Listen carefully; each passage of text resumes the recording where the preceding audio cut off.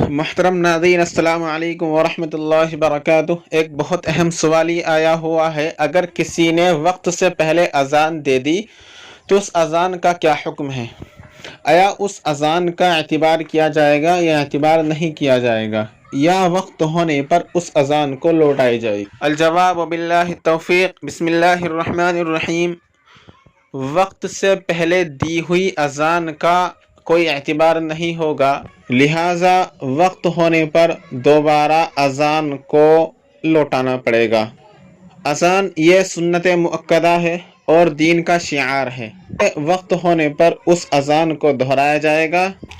فقط والسلام، واللہ عالم بالصواب وعلمہ اتم۔ ویڈیو پسند آئے تو لائک کیجئے، شیئر کیجئے اور چینل کو سبسکرائب کر دیجئے۔